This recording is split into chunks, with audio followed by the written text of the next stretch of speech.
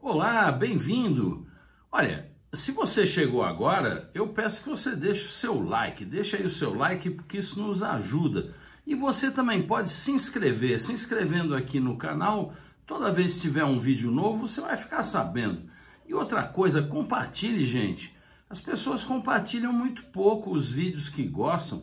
Vamos ajudar a difundir a cultura e o conhecimento do vinho.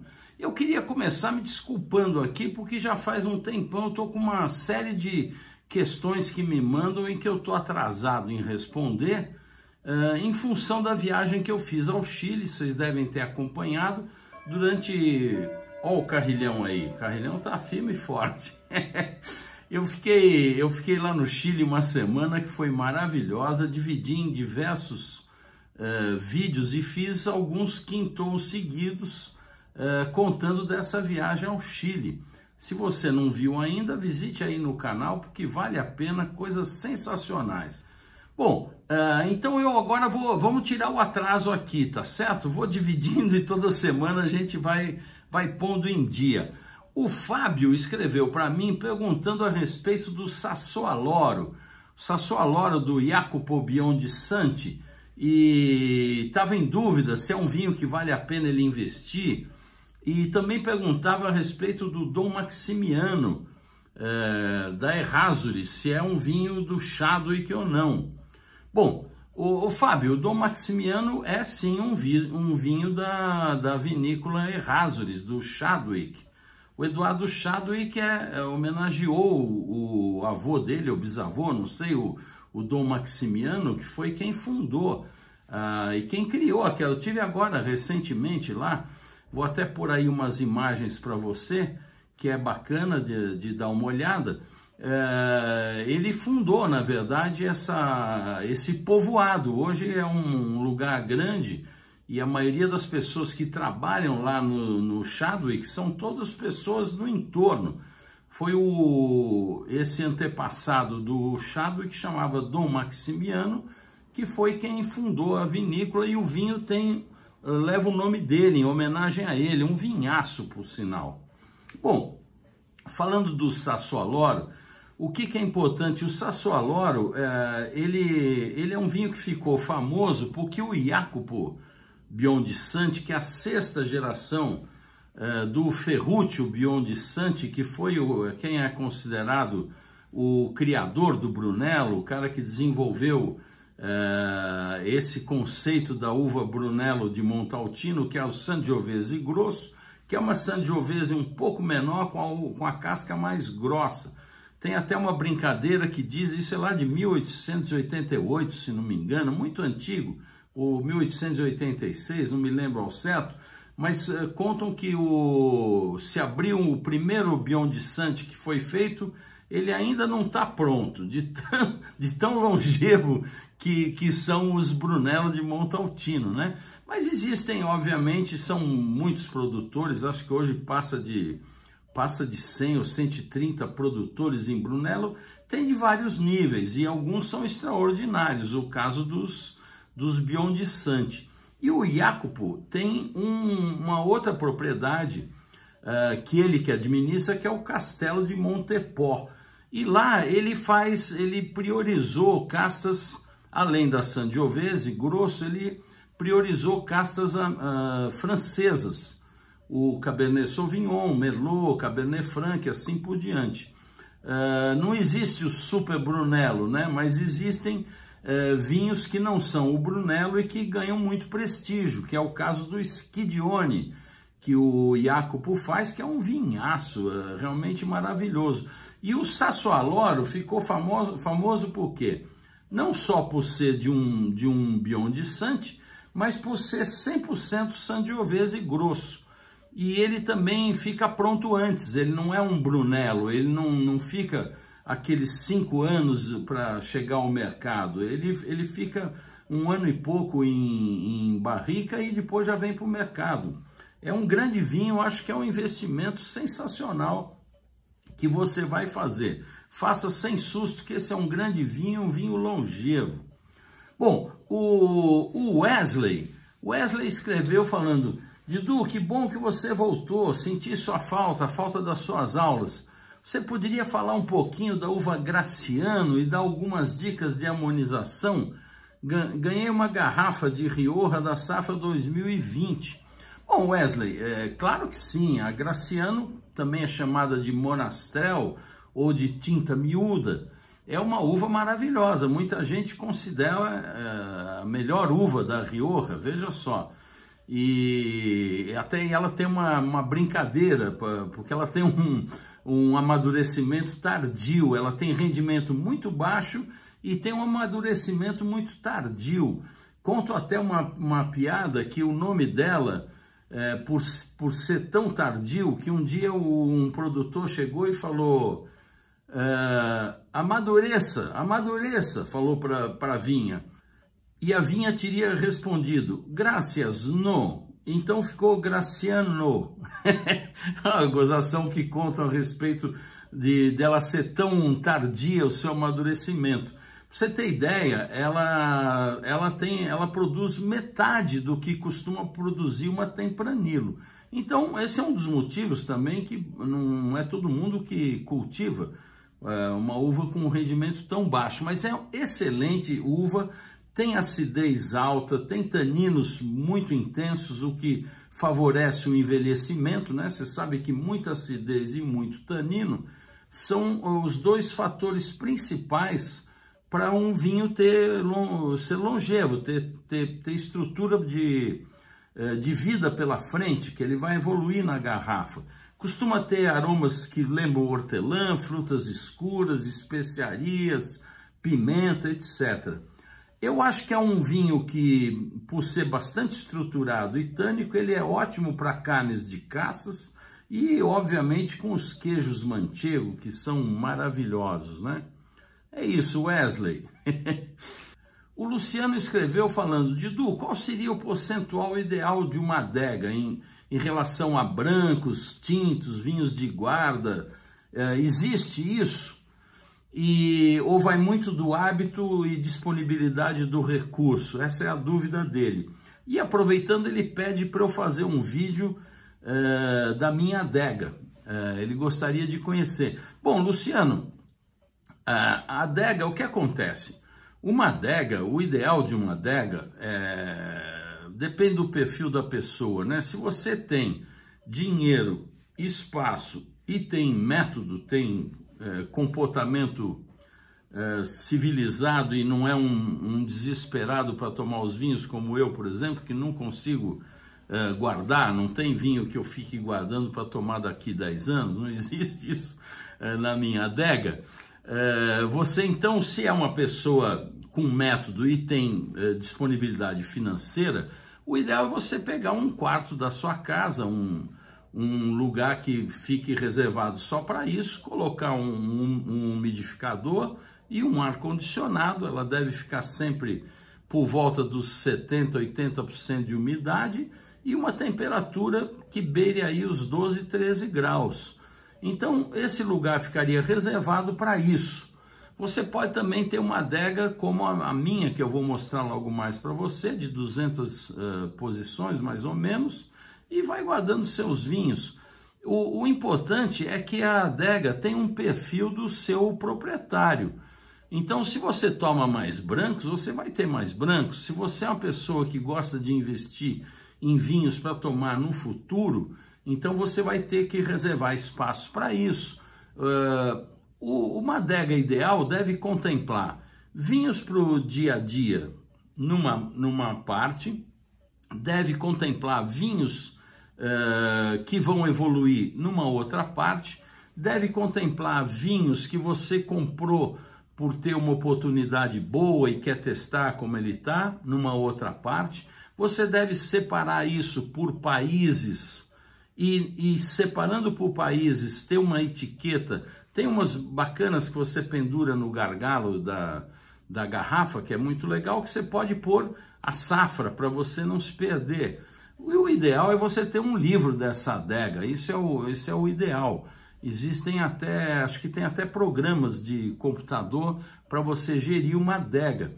Então, uma adega perfeita, eu diria, tem que ter mais de 500 posições, porque você considera vinhos para o dia a dia, vinhos que você tem guardado para uma festa, que você comprou, tem lá 2, 3 caixas, vinhos que estão guardados para tomar daqui 10 anos, um vinho que você gostou muito e resolveu comprar uma dúzia e tomar um por ano. É a coisa mais legal de fazer para quem tem condições.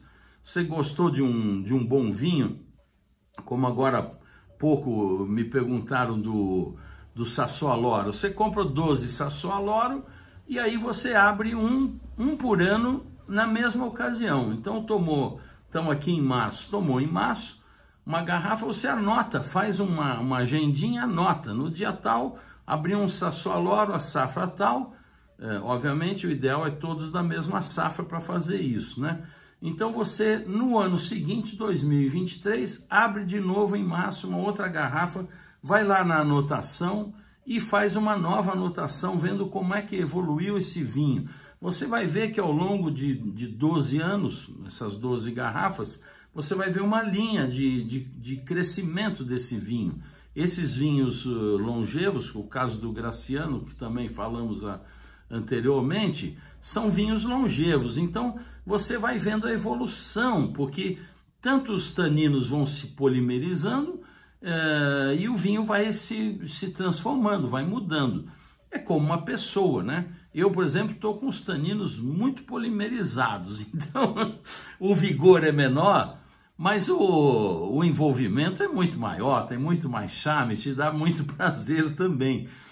O vinho é exatamente como as pessoas, né? Você tem um momento da sua juventude, um momento do vigor, você tem um momento onde tudo está no seu auge, né? Tanto o vigor como a evolução, como o conhecimento, e depois você começa a declinar na questão do vigor, mas você vai ganhando em complexidade. E para muitos esse é o melhor momento do vinho, né?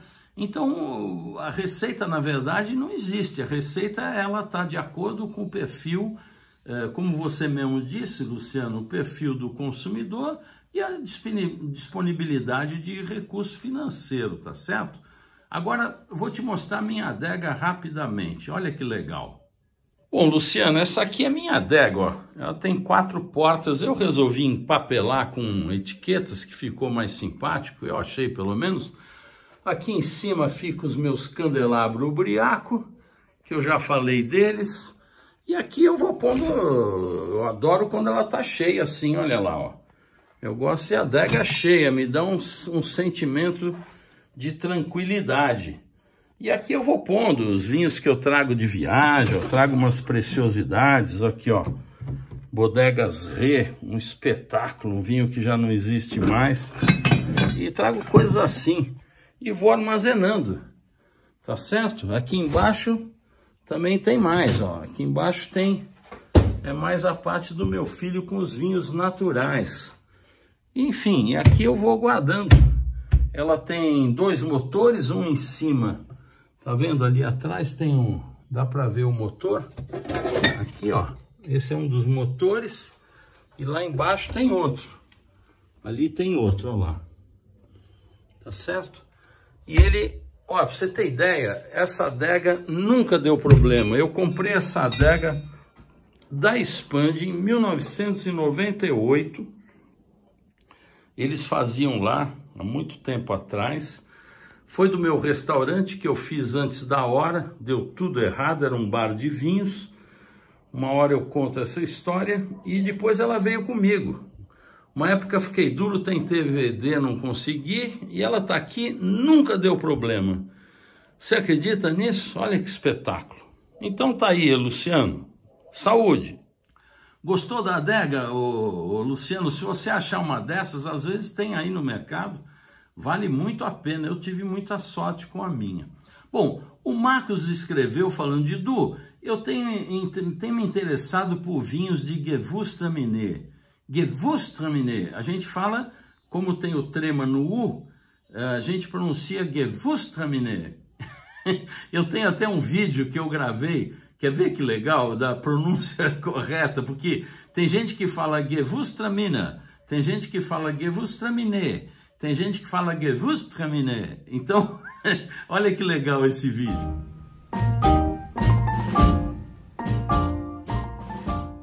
Okay, the correct pronunciation about Gewürztraminer. Gewürztraminer.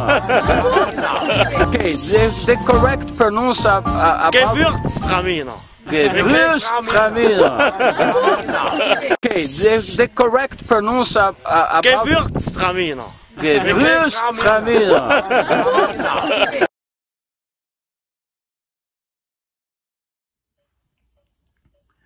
Bom, e ele, então o Marcos fala assim, eu tomei um do Luiz Argenta que eu gostei muito e um do Cave Antiga, bons vinhos por sinal.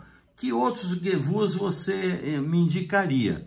Eu indicaria ainda, além desses que você citou, o Luar do Pampa da Guatambu, que é excelente, o Valduga, que é excelente. Agora, não deixe de provar os Gewürztraminer alemães e os alsacianos. São extraordinários, essa é uma casta que me encanta, aquela sedução da mistura de aromas de lixia com creme nive, é uma coisa muito sedutora e muito versátil para harmonizações.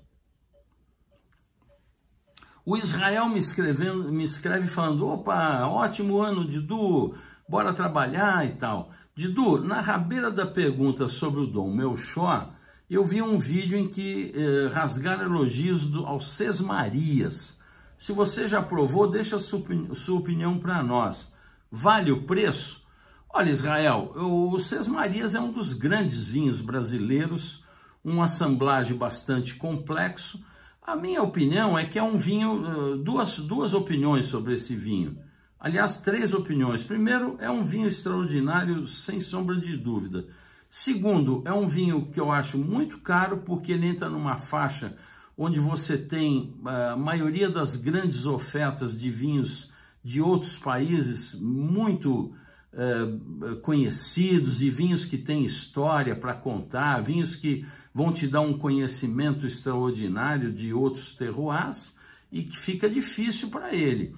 E terceiro, é que são vinhos que você precisa guardar. Eu sempre acho isso do vinho brasileiro. O vinho brasileiro precisa de tempo, hein? Eu acho um pecado tomar um vinho brasileiro com menos de 5 ou 8 anos de garrafa. Eu acho que ele precisa de evolução, porque ele vai para o mercado, na minha opinião, muito cedo e fica o que o Nicolas Joly costuma falar, que eu dou muita risada, full of too much, ou seja, tá cheio de muita coisa ali, é muita casta, muita intensidade, muita necessidade de evolução em garrafa para polimerizar tudo isso e dar ficar um vinho um pouco mais pronto. Então essa é a minha opinião. O Cacá e o Heitor, que estão sempre aqui me acompanhando, perguntaram, queria saber como é que funciona a fermentação carbônica.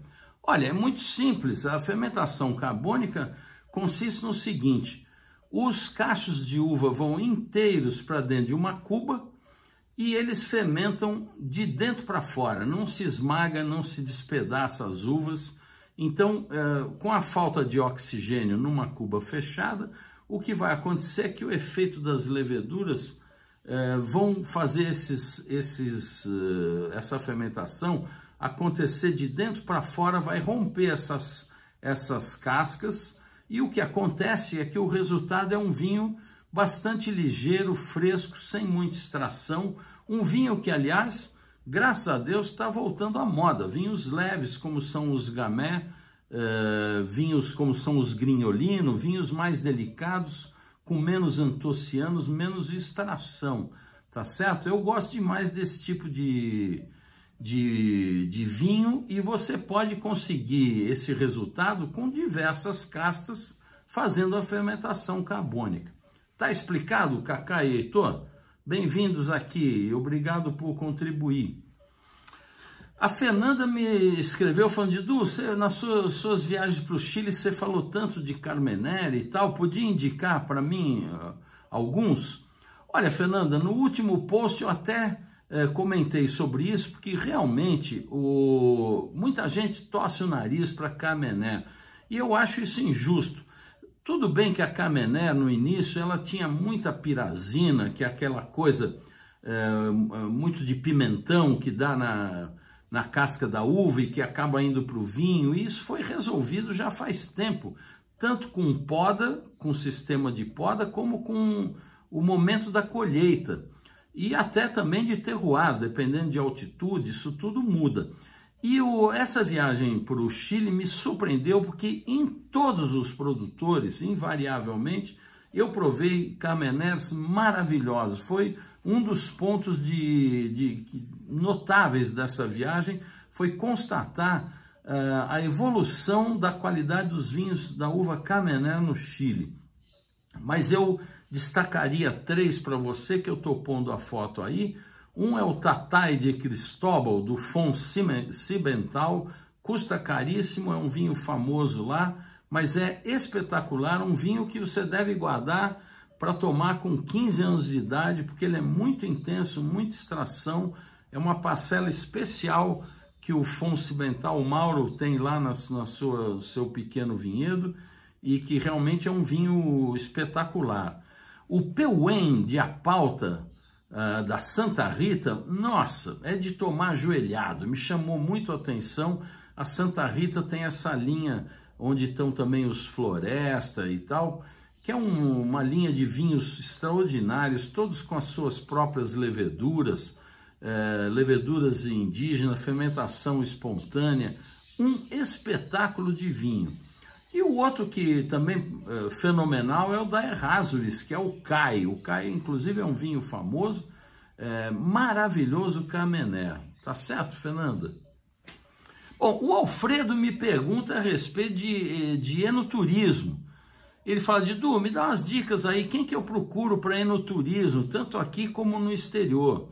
Ó, gente, o enoturismo andou meio cambaleando aí por conta da pandemia, e agora parece que começa a querer voltar. No exterior, a pessoa que eu conheço com o maior gabarito a respeito de viagem de enoturismo é o Aguinaldo Zacchia Albert. Tá aí uma foto dele. O Aguinaldo é um show de pessoa, um cara de um conhecimento vastíssimo. Tem um livro sobre espumantes, o Borbulhas, que foi premiado, inclusive, na França, um cara de uma competência incrível e de grande modéstia, e ele tem um grupo chamado Degustadores Sem Fronteira. O Aguinaldo é o campeão nesse segmento, e eu sugiro você acompanhar o Degustadores Sem Fronteira para ver quando é que ele vai abrir de novo alguma viagem. Ele costuma, nessa época de pandemia, ele passou a fazer degustações comentadas pela internet. Você compra os vinhos que ele está recomendando e depois degusta junto com ele ao vivo numa live de Zoom, sei lá qual é a plataforma que ele usa, se é YouTube ou se é Zoom, e você então faz uma viagem sem sair de casa, que era o que a gente tinha à disposição. Você vai adorar. E acompanhe isso. Eu não sei, acho que ele ainda não começou a fazer grupos para fora, mas convém acompanhar porque deve estar para acontecer. Aqui no Brasil há diversos. Se você for para o sul, por exemplo, em qualquer hotel que você se hospedar em Bento, você vai ter. Não precisa nem reservar. Você chegando lá, você já tem bastante disponibilidade de viagens de enoturismo. Agora, aqui em São Paulo, por exemplo, eu indicaria 2 pessoas que fazem viagens com certa regularidade e que são excepcionais. Um deles é o Rodrigo Colom, do Tudo e Vinho, que é um rapaz muito simpático, foi meu companheiro de viagem agora para o Chile, acabou de fazer uma viagem com um grupo para a Serra Catarinense, e é um show de pessoa que tem conhecimento, é educado, tem cultura e sabe se comportar, não é um chato, porque às vezes essas viagens são um pouco maçantes, né? Tem gente que exagera no conteúdo e tal. O Rodrigo não tem isso. Outro cara que é um craque e também está sempre fazendo viagens, especialmente para Santa Catarina também, é o meu amigo João Clemente, da Vino e Sapori. Aliás, está com um grupo agora, não sei, acho que no mês que vem. Então, a minha indicação são esses daí, mas tem muita alternativa, viu? Bom, gente, o que eu tinha para vocês era isso. Se você gostou, peço que você deixe o seu like, que isso nos ajuda, e inscreva-se. Se inscrevendo no canal, toda vez que tiver um vídeo novo, vai acender essa campainhazinha aí, e você vai ser avisado que tem uma novidade aí no Didu, tá certo? E compartilhe, me ajude a divulgar a cultura e o conhecimento do vinho. Se você tem as suas dúvidas, você escreva para mim aí, ó, didu@didu.com.br. Eu vou responder para você. Se eu não souber, eu vou atrás e arranjo a informação para você. O mundo do vinho é maravilhoso, é inebriante e sabe o que é melhor? Faz bem para a nossa saúde, gente. Olha, uma taça por refeição, hein? Saúde!